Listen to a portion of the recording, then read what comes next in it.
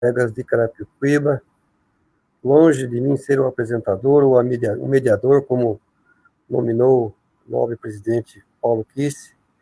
Quero desde já agradecer a esse presidente que vem se destacando aqui na nossa região, vem fazendo um trabalho com muita preciosidade e honrando os quadros da Ordem dos Advogados do Brasil, seção São Paulo.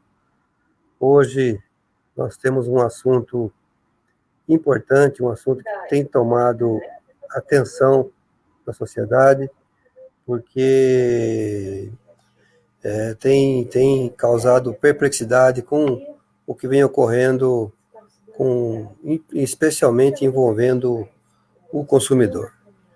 Hoje nós temos a grata satisfação de termos aqui conosco o Dr. Ricardo Monteiro, grande advogado, mestre naquilo que vamos conversar hoje, um grande amigo, um grande companheiro, que eu tenho certeza que ele vai dissecar esse tema com muita sabedoria, o que lhe é peculiar. Temos também a grata satisfação de termos o Dr. Daniel Camargo, particular amigo, tenho a honra, a satisfação, né, e a alegria de ser amigo não só dele, mas da família dele, dos pais dele. O pai dele foi um dos meus melhores amigos de infância, não canso de repetir isso. E o Dr. Daniel eu conheço desde menino. E então é uma honra, uma satisfação tê-los conosco nessa noite. Eu tenho certeza que nós vamos sair daqui com nossos conhecimentos renovados. O país, a situação, nós passamos por um momento já de preocupação. Essa pandemia, ela veio criando obstáculos, veio nos colocando em situações de adversidade, e ela estamos já colhendo dela muitos frutos que não são bons, né? E ela veio de um momento que tomou todos nós de assalto, nós não estávamos preparados para isso. Os seus reflexos não são só na saúde, como iniciou, mas sim na economia, no comportamento, enfim. E hoje temos essa live para falarmos de um assunto que vem dominando os noticiários nos últimos dias. O consumidor sem dúvida nenhuma, aquela parte mais fraca na relação comercial, merece todo o apoio e todo o aparato do Estado. Tanto é verdade que em 1990 criou-se um instrumento jurídico para que o consumidor fosse protegido. E é com essa intenção que eu faço essa breve apresentação.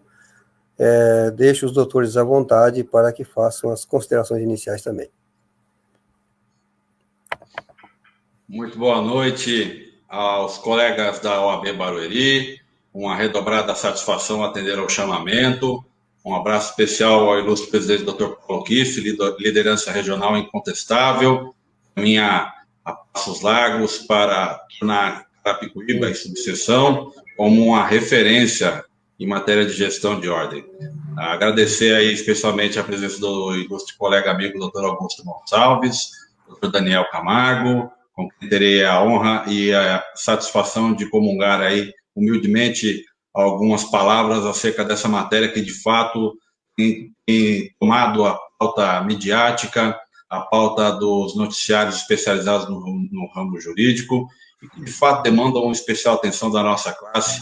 Afinal de contas, a defesa do consumidor, de fato, representa a defesa da cidadania como basilar e como pilar da justiça. Muito obrigado pelo espaço. Boa noite a todos. Gostaria de estar agradecendo o convite, doutor Augusto Gonçalves, nosso conselheiro aqui da OAB do Estado de São Paulo, ao colega doutor Ricardo Monteiro também, pela participação aqui, e ao presidente da subseção de Carapicuíba, nosso colega Paulo Kisse, né? Doutor Paulo Kisse, um grande abraço. Estamos aqui para somar, né? Muito obrigado e boa noite.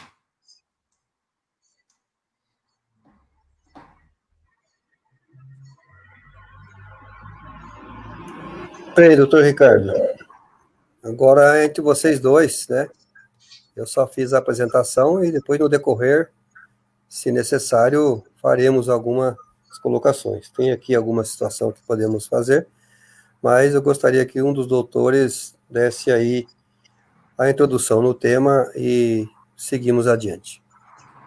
Eu gostaria de iniciar esse bate-papo chamando a atenção, como já eu fiz na nossa subseção de Barueri, como já fiz na subseção da Lapa, aqui na gloriosa OAB Carapicuíba. Trata-se de uma tragédia anunciada.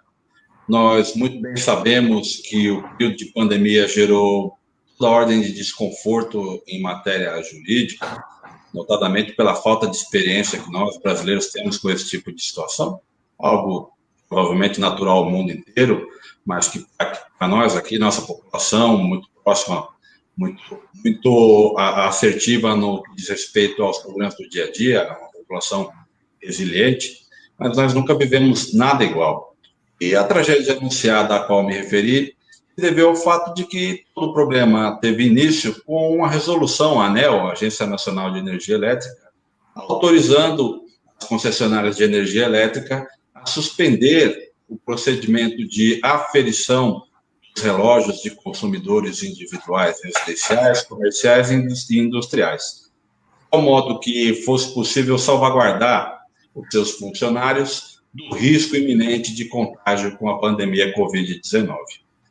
Tal decisão, baseada numa resolução, que está com muito boa vontade, jamais poderiam ter imaginado que teria desaguado em toda a ordem de problemas, afetando de morte quase nesse período um ecossistema que possui 30 anos de vida, que é o Código de Defesa do Consumidor. Nós estamos aí na iminência de completarmos 30 anos de defesa do consumidor. Isso vai acontecer agora no próximo dia 11 de setembro. E nós tivemos uma resolução, uma norma de caráter infralegal, criando um pandemônio em matéria de direito do consumidor, ou seja, todo um regramento principiológico, direitos básicos, noções elementares no sentido de se salvaguardar a parte suficiente que é o consumidor, foram, entre aspas, derrogados temporariamente por uma mera resolução. Porque, a rigor, o que nós tivemos foi a autorização para que todo um sistema que, de fato, funcionava muito bem e sempre o fez funcionar em função da rígida maneira como os concessionários devem ser tratados e devem tratar o consumidor, simplesmente foi abandonado. E aí nós tivemos uma série de efeitos, um efeito cascata, nós vamos debater um pouco mais adiante. Eu gostaria de ouvir o doutor Daniel nesse sentido também. Bom, todos nós fomos pegos de surpresa, né, mediante essa situação. O consumidor realmente se sentiu, de certa forma, lesado, né, por essa situação que foi implantada de uma hora para outra, né, pegando todo mundo desprevenido. E estamos aqui também hoje para estar ajudando aos colegas, né, dando uma diretriz do que a gente pode estar aconselhando para evitar um problema ainda maior para os consumidores. Doutor Ricardo, se você me permite, eu também já vou entrar na questão da... já vou fazer um breve resumo, né, diante dessa suspensão da leitura, né, que foi iniciada em março de 2020, e ela ficou suspensa até maio, março, abril e maio. No início das atividades em junho, essa leitura ela foi retomada, né, e após a leitura retomada, a gente teve algumas alterações, né, tanto no vigor, né, que entrou em vigor o reajuste, que seria na média de 4,23%, como também nas residências, né, o reajuste de 3,61%. Então, esse reajuste, o que ocorreu, né? Dos meses que não efetivaram a leitura, esse reajuste ele acabou sendo dividido, a leitura acabou sendo dividida entre os 12 meses, né? Então, eles fizeram uma média mensal e aplicaram o valor da leitura. O que ocorre? Em julho, quando foi retomado, algumas leituras que anteriormente tinham sido calculadas pela média, elas vieram com esse acúmulo, né, dessa norma em vigor, que foi de 4,23%. Então, isso também acabou assustando um pouco os contribuintes, né, esse aumento excessivo em relação às outras medições, né. E o que ocorre? Além disso, os contribuintes acabaram indo de encontro, né, com a própria Enel, para tentar reclamar, de certa forma, em relação à sua conta de energia, e acabaram, né, tendo alguns problemas, tanto por falta de funcionários e se dando conta de que eles não tinham uma efetiva resposta com o problema deles, né. E a partir disso, acho que o Dr. Ricardo agora conduz um pouco também essa situação e acaba explanando um pouco em relação aos direitos, né, do consumidor que foram violados e alguns outros princípios também. Obrigado, Daniel. Verdade, é uma observação muito relevante, além da questão do acumulado da cobrança, os reajustes, ou seja, tudo de uma vez só. É importante que, como nós estamos aqui num ambiente notadamente técnico, temos que honrar o manto da nossa gloriosa OAB, vou me permitir ser um pouco técnico e convidar os colegas a revisitarem alguns princípios de direito do consumidor. Afinal de contas, pensar baseado em princípios nos torna atuais a todo tempo, né? Por mais que a norma sofra algum tipo de ataque, como é o caso, uma mera resolução, nós compreendemos e revisitarmos os princípios, certamente identificaremos os desmandos perpetrados. Nós temos, como nós já dissemos, o Código de Defesa do Consumidor, é um microsistema baseado na noção de que o consumidor é hipossuficiente, mas não só, nós temos aí diversos princípios que devem ser considerados no trato da questão por nós advogados, para que nós, como primeiros juízes da causa, ao valorarmos a noção de que a demanda possui ou não possui coerência de ser intentada, enxergamos eventualmente o descumprimento desses comandos legais. Então, nós começamos aqui a debater, por exemplo, o princípio da vulnerabilidade. É certo que o consumidor possui vulnerabilidade, quando não financeira, técnica. E nós tivemos, no caso em tela, uma inversão da ordem legal das coisas. Porque, veja só, nós, consumidores, estamos aqui pagando pelo consumo de energia, mas o consumo de energia se transveste de uma série de serviços que são prestados, dentre eles a aferição do consumo mensal. Nós nos vimos obrigados, quando não tivemos problemas, de fazer a medição mensal e informar o concessionário, ou seja, nós tivemos que prestar um serviço no sentido de comprovar a nossa condição de regularidade de consumo. Ou seja, o consumidor, a despeito de ser hipossuficiente, teve que, por meios próprios, através da mídia, porque os canais de comunicação das concessionárias, no meu modo de ver, foram insuficientes para tanto, não houve reforço na comunicação estratégica para atingir o consumidor, nós tivemos que fornecer a medição do consumo do mês. Enquanto a concessionária, que já trabalha há anos a fio, possui plena capacidade técnica de desenvolver tecnologias aptas a dispensar esse modo arcaico de aferir a quantidade de energia consumida, nos demandou tal situação. Ou seja, aquele consumidor que não pôde fazer a medição se viu em maus lençóis. Afinal de contas, ele não teve a informação disponível no sentido de indicar qual era o seu consumo real, e por conta disso passou a ser cobrado pela média. É evidente que a média, nesse caso, pode ser um parâmetro coerente, considerando os 12 últimos meses, mas por que uma mediana tão ampla? Por que, de repente, não um período menor? Por que, eventualmente, não se utilizou um outro critério de cobrança mínima, em vez de uma cobrança média, não é mesmo? Como é o caso nas unidades em que não há um consumo por um tempo muito recorrente. As concessionárias cobram a tarifa mínima, não cobram uma tarifa média, né? Além disso, nós temos aqui um outro princípio que nós não vimos muito bem, é uma crítica que eu faço sem receio, é da intervenção estatal.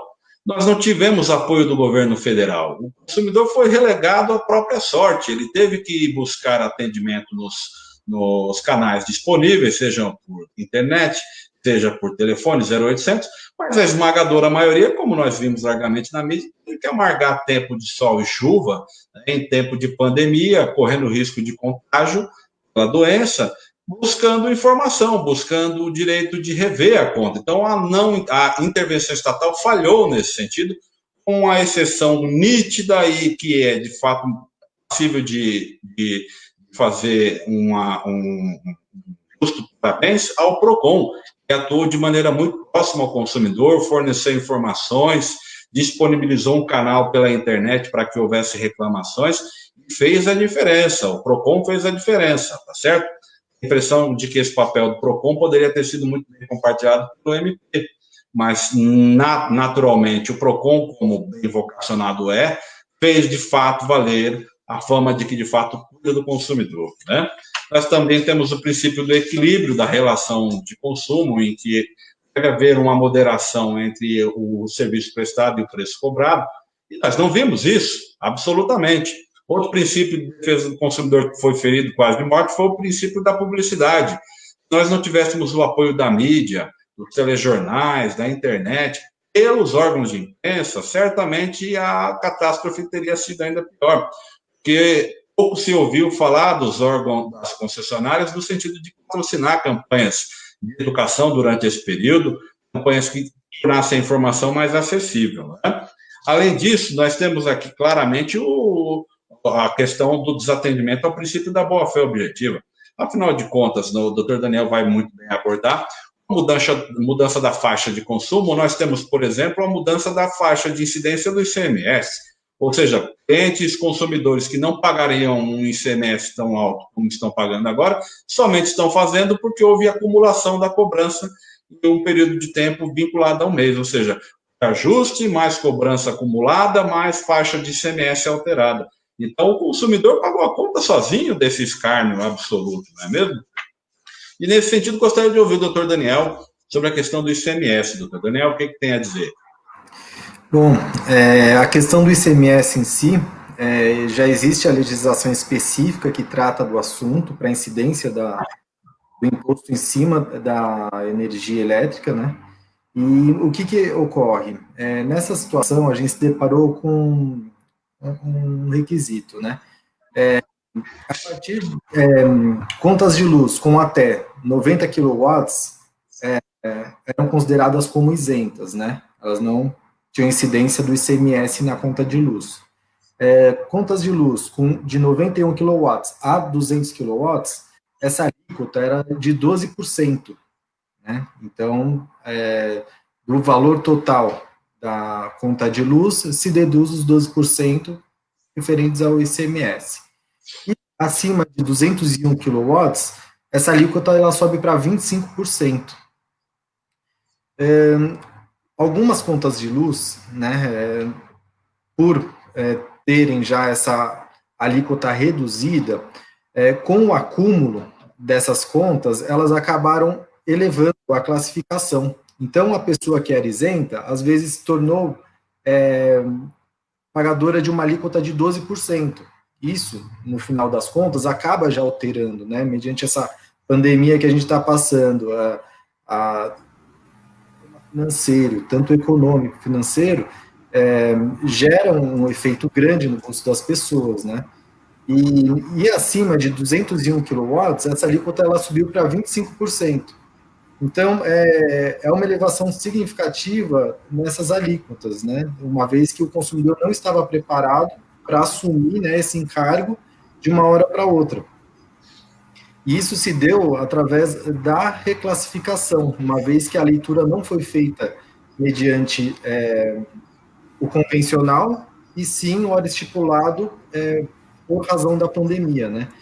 Então, é uma questão que a gente cabe, né, observar muito bem e verificar se existiu ou não, né, o aumento significativo dessas alíquotas, se prejudicou, de certa forma, o consumidor em relação ao imposto, né, que foi que incidiu sobre esse ato que a Enel acabou adotando.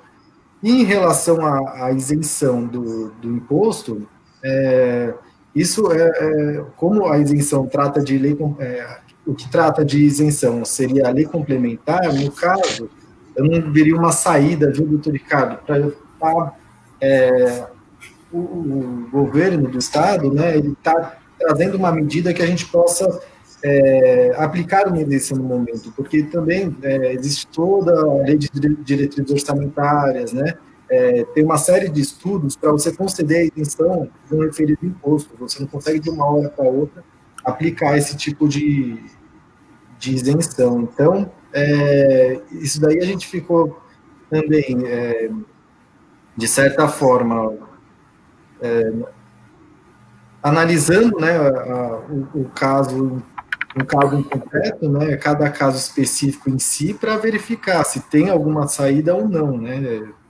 Então, eu acredito que essa indignação foi o acúmulo dessas alterações que tiveram, né, todas aumentando, majorando o valor que o contribuinte estava acostumado a recolher, né. E a princípio, a questão do imposto é basicamente isso. Se o doutor quiser fazer alguma outra colocação, alguma outra pergunta em relação. Eu acho muito bem apontado, Daniel. Realmente, nós temos aí, de fato, uma cadência de fatos que tornou, em tese, a aplicação de certas normas que são, na minha maneira de ver, e com desvio da ideia da palavra, e sim, são estáveis por si só, ou seja, é uma situação coerente, corrente, rotineira de todo mês, e a resolução afetou. Então, veja só como, de fato, isso se tornou uma tragédia anunciada. Uma resolução implodiu o sistema de defesa do consumidor no tocante ao consumo de energia elétrica no Brasil. E por conta do quê? Por conta do fato de que toda a cadência do sistema está vinculada a atos que vinculam a taxas de consumo, a percentuais, hipóteses de incidência, base de cálculo, foram todas extrapoladas. A falta desse planejamento, reitero, tornou isso, esse momento que nós estamos vendo, uma tragédia anunciada, e contra a qual cabe a gente o quê? Revisitar agora a política de direitos do consumidor. Basicamente, tratados, inclusive, no Código de Defesa do Consumidor, como direitos de natureza básica. Nós não estamos falando de absolutamente nada que extrapole a noção do comum. Então, quais são esses direitos básicos do consumidor? A educação e a divulgação de informação de qualidade. As concessionárias, ao meu modo de ver, falharam em não desenvolverem campanhas eficientes, não fornecerem uma melhoria nos canais de comunicação, não reforçarem os meios disponíveis, seja o 0800, seja o próprio aplicativo. E aí, nesse particular, gostaria de falar com o doutor Augusto.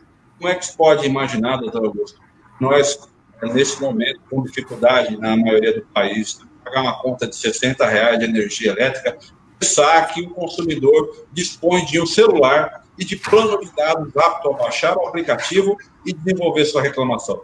Como o doutor Augusto enxerga essa situação?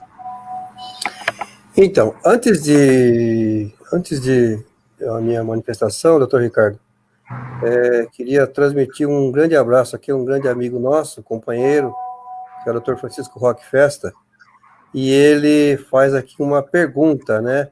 Eu gostaria que o senhor respondesse. É cabível a ação civil pública para a defesa dos interesses do consumidor, no caso? O MP é legitimado para isso? Como é que o senhor entende? A resposta é afirmativa nas duas questões. É possível, sim, a propositura de uma ação civil pública, afinal de contas, nós estamos diante de uma hipótese nítida de direitos difusos, do prejuízo ao direito básico do consumidor, e a parte legítima, além do Ministério Público, são as associações de defesa do consumidor. O IDEC, por exemplo, uma das grandes associações de defesa do consumidor, possui legitimidade ativa, sim, para figurar como autor da ação civil pública. Muito obrigado.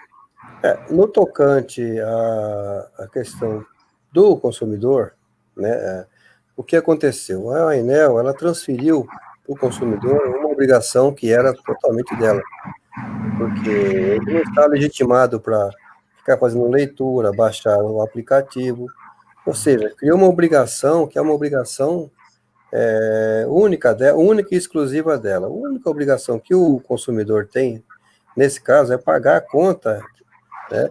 E ele vinha fazendo isso. Com a pandemia, eles criaram alguns mecanismos que obrigou praticamente o consumidor a fazer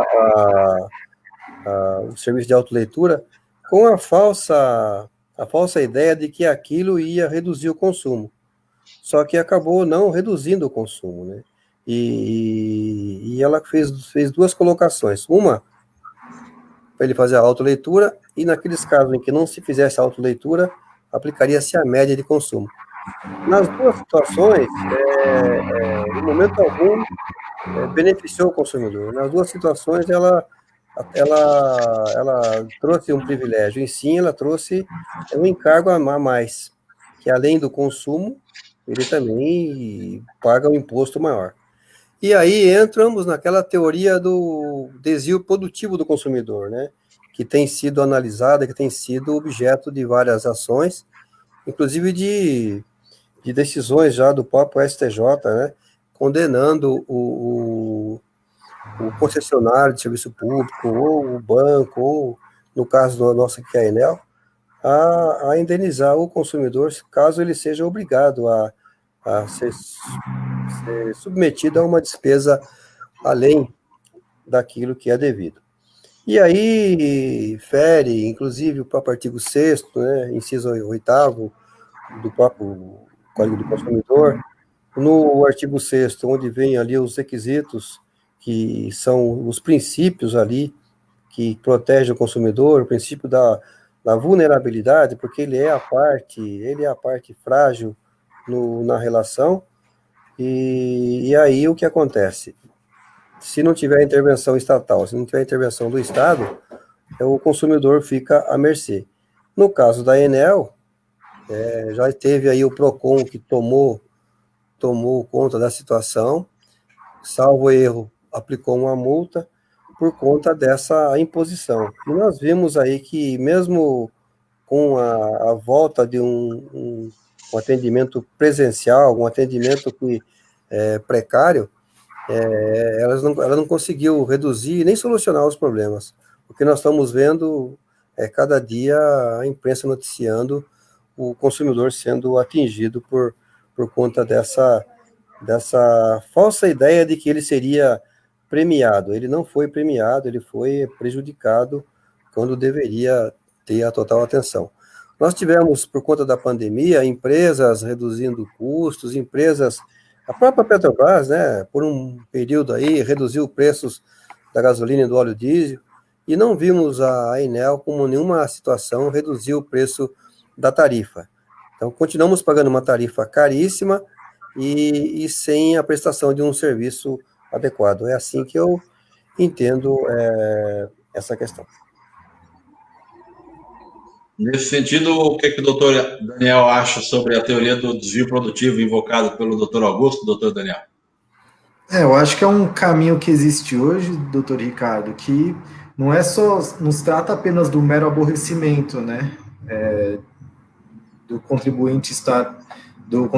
estar indo lá e apenas ter o mero aborrecimento. Ele dispõe do tempo dele, né, ele deixa o seu trabalho, deixa as suas atividades, né, que seriam de praxe, para estar, digamos que, perdendo tempo em resolver um assunto que não imputava a ele, né.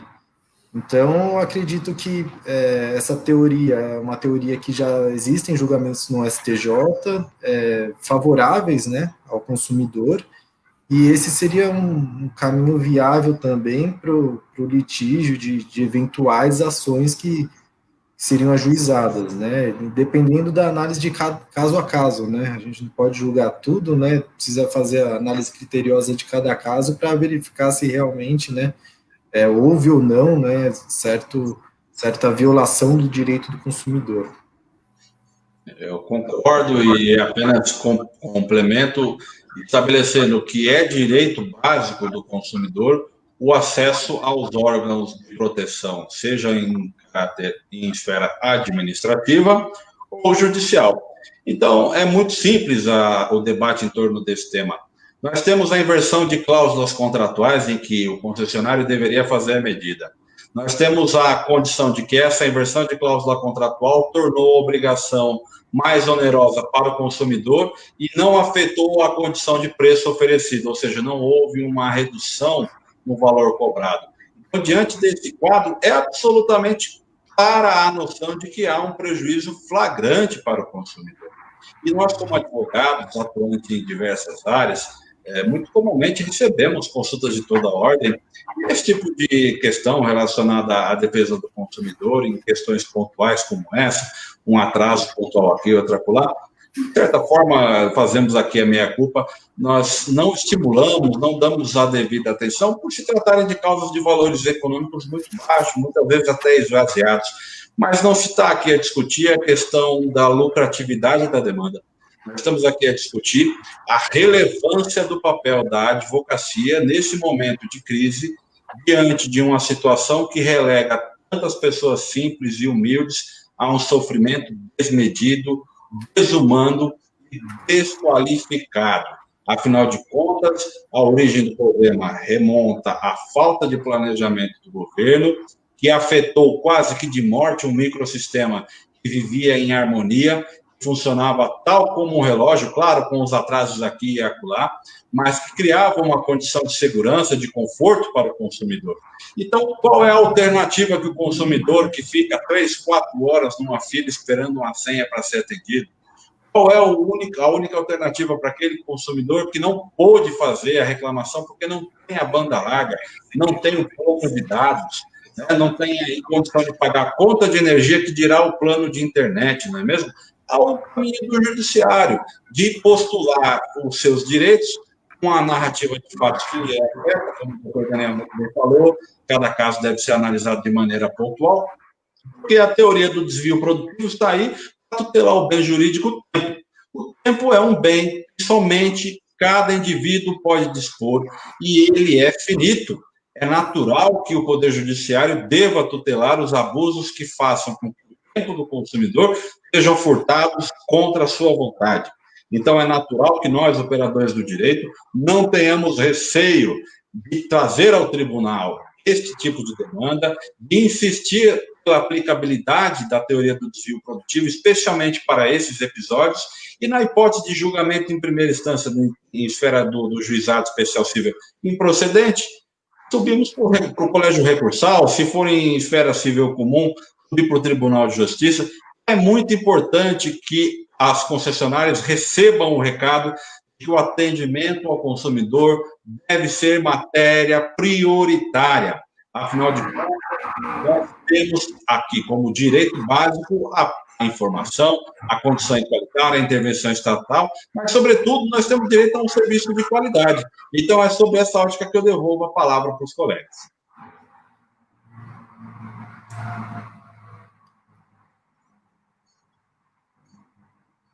Augusto com o microfone desligado.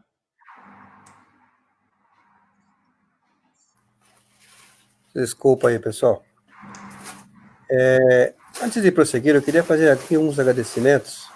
Temos muitos amigos, né, nos assistindo, nos vendo, e não posso deixar de mencionar pelo menos alguns.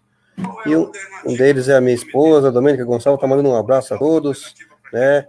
Francisco Roque, Cláudia Gianni, doutora Nilza Bueno, doutora Priscila Cruz, enfim, outros amigos nos assistindo, e isso é um motivo de alegria para todos nós.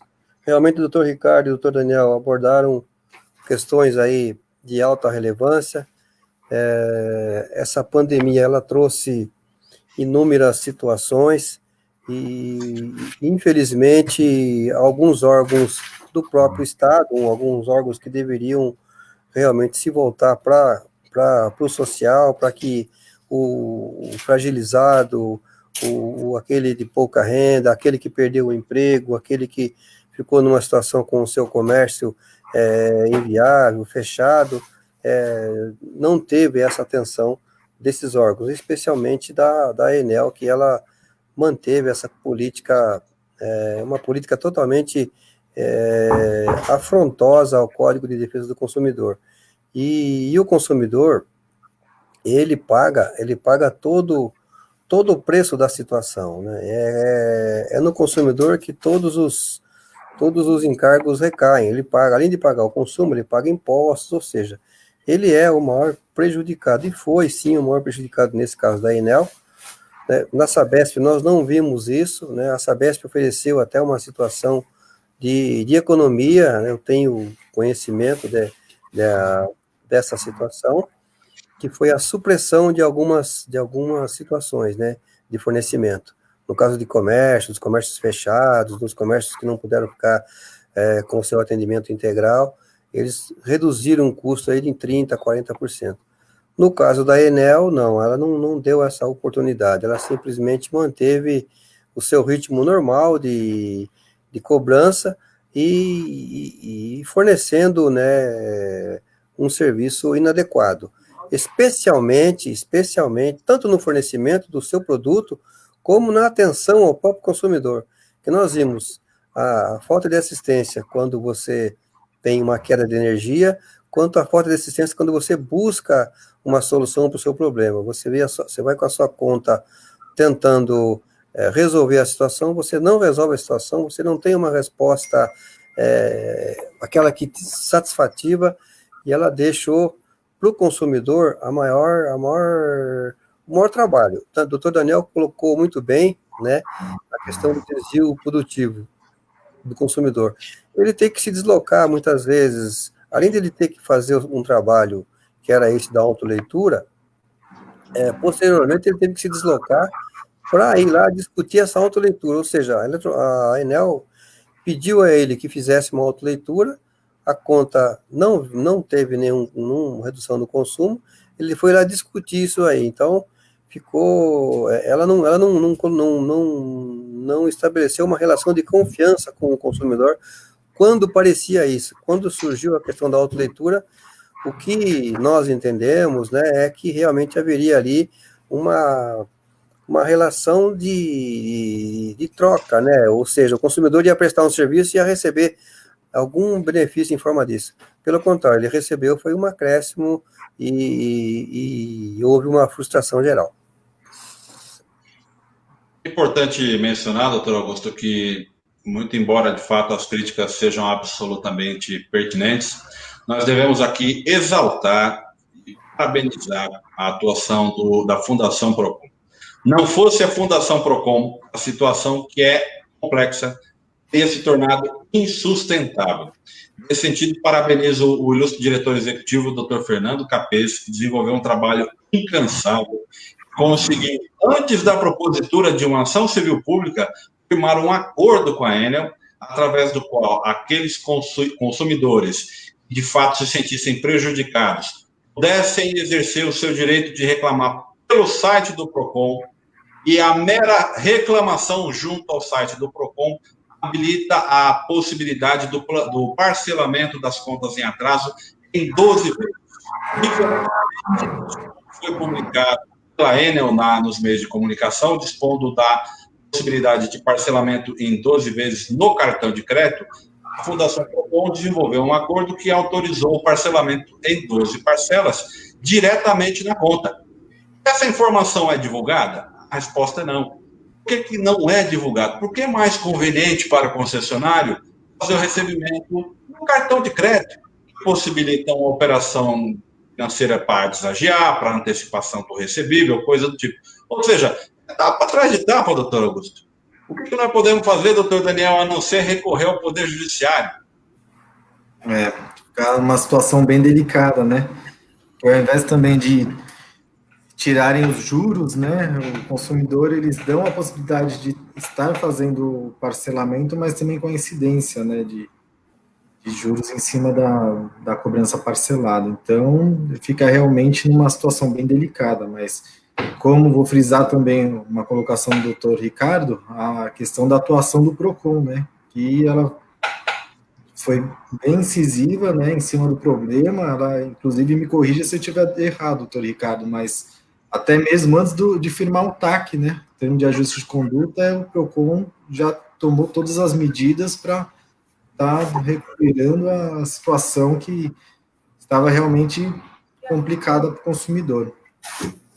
O doutor Fernando Capês fez um papel nítido de um defensor incansável dos direitos do consumidor.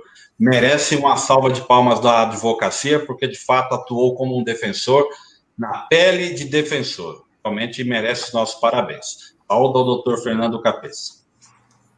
Realmente, doutor Ricardo, o PROCON aí prestou um grande serviço à sociedade. Já de imediato eles fizeram o contato com a Enel, né, e provocaram essa situação, inclusive firmou-se um TAC, se eu não me engano, a respeito dessa situação. Por quê? Porque realmente, se não fosse essa pronta providência do PROCON, através da intervenção do Dr. Capês, o consumidor estaria hoje aí às portas do judiciário e abarrotando o nosso judiciário, que já é abarrotado, né? Então estaríamos aí dentro de uma outra crise, porque muitos consumidores iriam ter que procurar a justiça para resolver essa situação. Mas o PROCON veio, tomou conta da situação, salvo o engano, foi instaurado um inquérito civil, até para apurar depois os abusos que estão sendo investigados, e fatalmente algum desdobramento vamos ter. Uma colocação aqui que eu gostaria de colocar para os doutores, do nosso querido Francisco Festas. Nosso Francisco Festas, ele está nos ajudando bastante hoje. Ele faz aqui um comentário. A pandemia impõe tempos de solidariedade, não de abusos. A relação de consumo é tortuosa. O consumidor hipossuficiente é sempre o lado mais frágil da corda. Como eu disse logo no início, né? Os princípios básicos do direito do consumidor foram altamente afrontados aí, porque ele não teve da Enel a resposta que ele deveria ter. E por ser a ponta da corda, né, o lado onde ela arrebenta, dizem que a corda arrebenta no lado mais forte, né? E uns falam que é do lado mais fraco. Mas, independente do lado que ela arrebentou sempre do lado daquele que paga a conta, que é o consumidor, que é o que deveria contar com a proteção do próprio concessionário, independente da intervenção do Estado, né? Acho que foi um brilhante trabalho do PROCON, mas se a Enel tivesse feito a parte dela, tivesse cumprido com o que ela realmente propôs logo no início, né, não teríamos que ter essa intervenção. Mas, felizmente, tivemos essa intervenção e foi valiosa, porque muitos puderam consumir a energia e não tiveram a sua energia cortada, parcelaram em 12 pagamentos e houve uma solução aí para a situação. Esperamos que isso sirva de lição, de exemplo. Esperamos que essa pandemia traga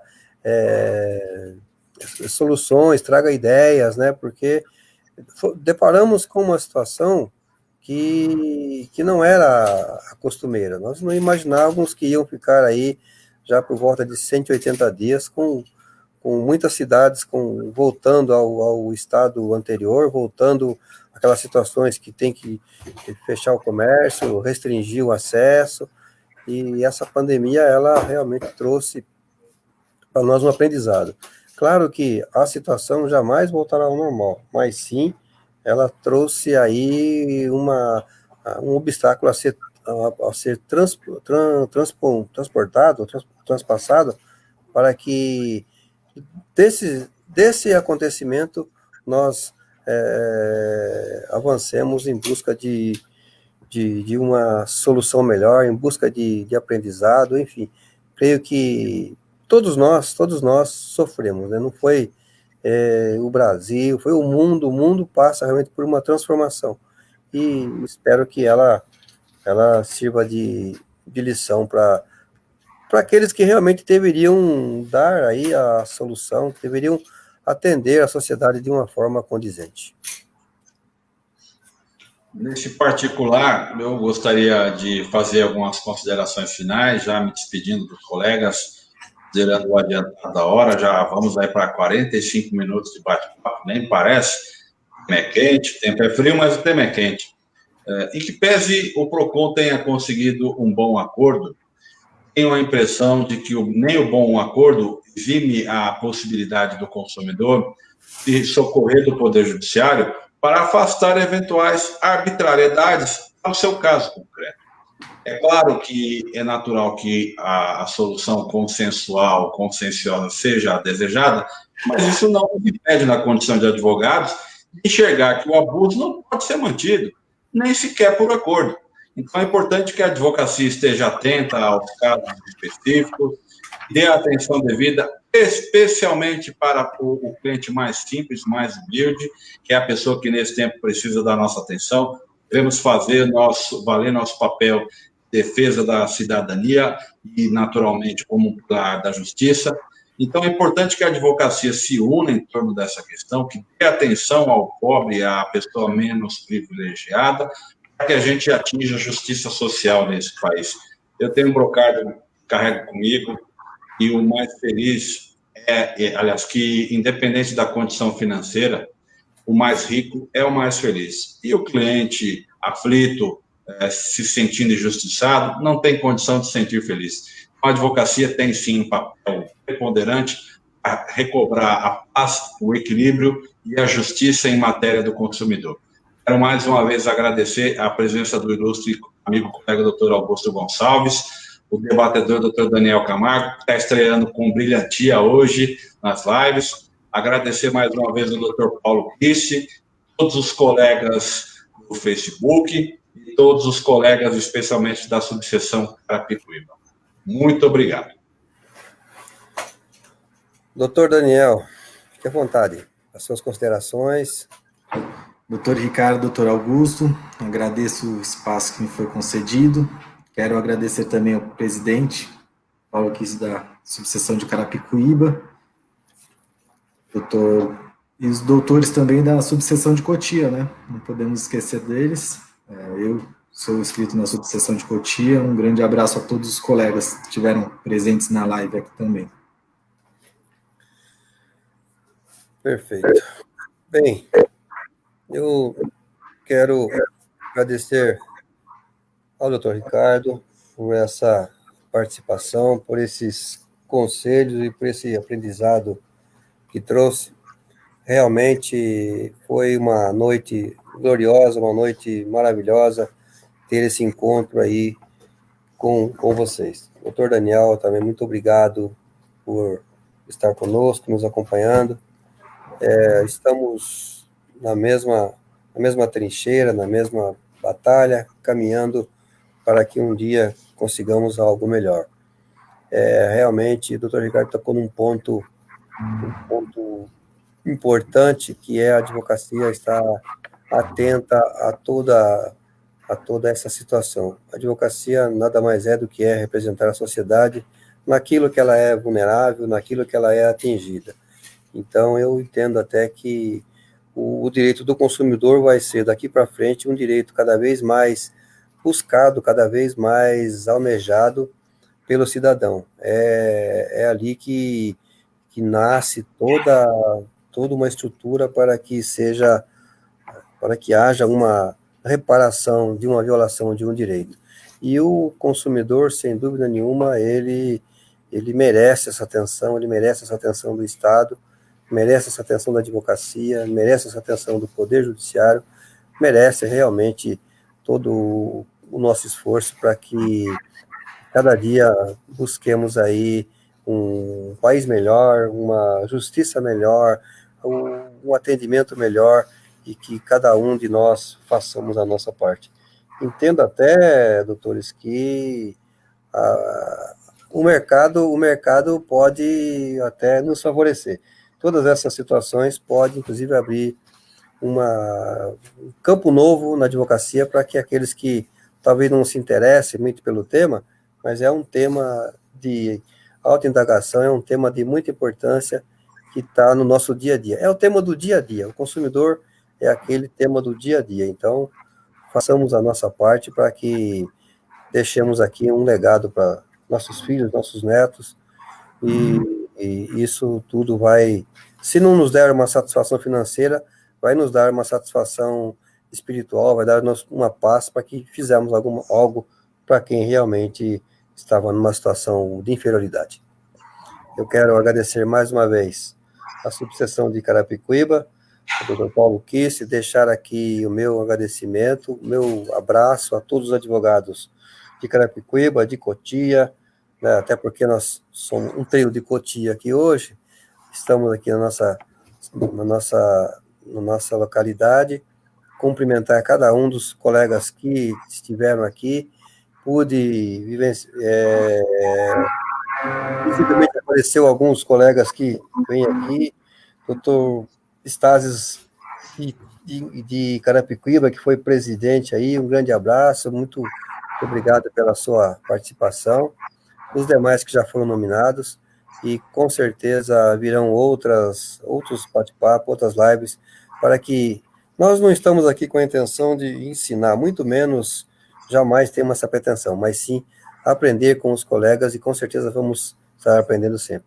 Uma boa noite a todos. Boa noite. Boa noite, Ricardo. Obrigado por tudo. Boa noite. Mais uma vez, obrigado. Boa noite. Boa noite, obrigado. Tchau, tchau.